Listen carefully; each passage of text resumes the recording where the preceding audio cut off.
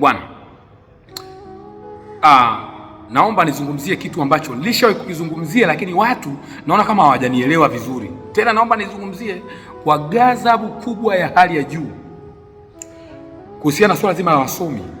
Jamani, siku hizi mimi sijaona wasomi, siku hizi nimeona vichomi. Yaani vichomi ni vingi zaidi ya wasomi. Tupo katika ulimwengu ambao wasomi, inavyosemekana wasomi ni wengi kweli kweli. Dunia imeendelea na imepokea elimu kwa asilimia kubwa, lakini vichomi ni vingi asikwambie mtu kweli. Angalia zamani wazazi wetu yaani ameishia la 4, wana tabia yao, wanasemaga mimi nifika la 4, mimi la 4 la zamani. Bwana, hao waliofika la 4 la zamani ukiwakuta jinsi wanavyolea, wanalea kwa protocol. Mtoto anafuliwa, anaandaliwa kwa ajili ya maisha ya baadaye kikamilifu, tofauti kabisa na sasa hivi. Maana sasa hivi ukiangalia, mimi sijaona malezi sasa hivi, nimeona kujali tu. Yaani wazazi wanajali muda wote, wanajali. Jamani, nani je amekula hapo nyumbani, sio amefanya nini, nani huyo nani naye amepata chakula sio nani. Yaani wazazi wanajali, lakini katika kulea mimi sijaona kulea malezi nikiangalia, nikifumbua macho yangu nikiangalia, naona malezi yalikuwepo zaidi zamani. Sasa hivi naona kama watoto wanajali, watu wanawajali, wazazi wanawajali tu watu. Sasa shida inakuja wapi? Unamjali, kumjali kitu kizuri sana, lakini shida inakuja kwamba unavomjali vipi kuhusiana na maisha yake ya baadaye kama wewe utakuwa haupo. Maana zote mtu ambaye ukimjali, manake na yeye atakuwa na kuangalia wewe ambaye unamjali. Sasa siku haupo, hamuoni yule mtu wake aliyokuwa anamjali. Amebaki sana makamanda kama sisi ambao tumelelewa kijeshi, kazi kula leki. Umesahau kibakuli juu ya meza, uambiwe ondoa, unakutana mlapuo tu. Nini umefanya? Yaani unapigwa kwanza, afu ndio unaonyeshwa wewe vipi umeacha kibakuli. Unaona kibakuli hicho, umekaa hivi kidogo, vipi hujaoga mpaka sasa unasubiri nini? Konzi. Watu hawaulizi, ni kipigo tu mpaka unapigwa, mpaka unaambiwa muuliza mzee, kwani mzee nimefanya kosa gani? Hapo nitakwambia baadaye umefanya kosa gani, unapelekwa kijeshi. Sasa ndio tumebaki sisi makamanda ambao ndio tuko na huyo mtoto wa kizazi hicho amelelewa, ambaye ndio amelelewa kwenye mfumo huo sasa wa kujaliwa muda wote. Jamani, wazazi ambao mnajiita tena wengi wenu wasomi, mko katika ulimwengu wa wasomi wengi, nataka mtambue kitu kimoja, kuna tofauti kati ya kujali na malezi. Wengi wetu tunajali ila tulei. Tujitahidi basi tuwe tunalea watoto, tuwape malezi, tuwaandae kwa ajili ya maisha ya baadaye. Kuna mali fulani nilipita nikashangaa, mzazi mama yule amemshika mwanae mkono, amevaa sketi na mpasuko. Yani ukiinama, ukitaka kujipinda kidogo hivi, ukimwangalia vizuri unaweza ukaiona Jerusalem. Kuiona Jerusalem, nafikiri mnaelewa. Yani kidogo tu hivi ukijipinda unaona Jerusalem ile.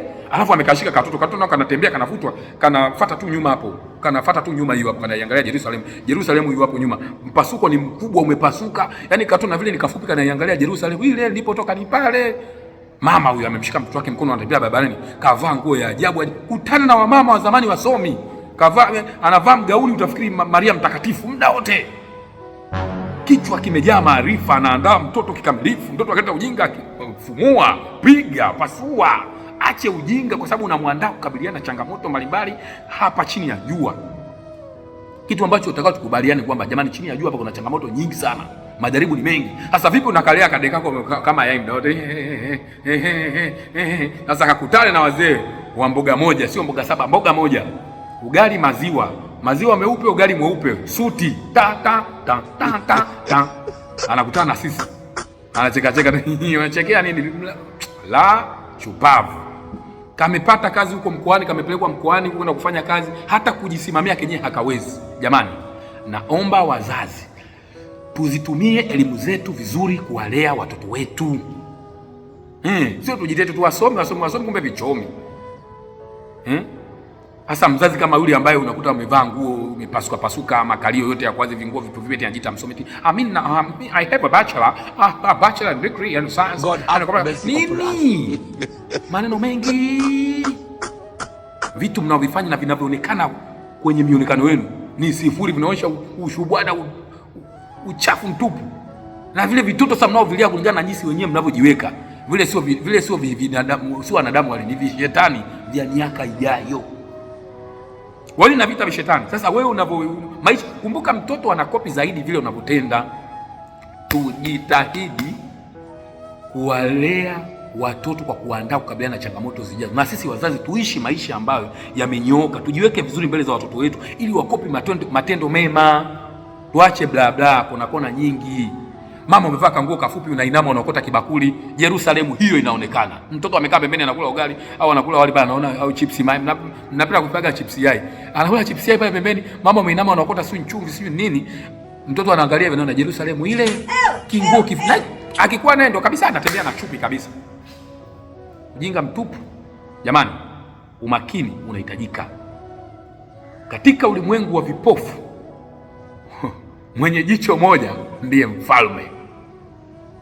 Naomba mzidi kunielewa jamani. Umakini unahitajika.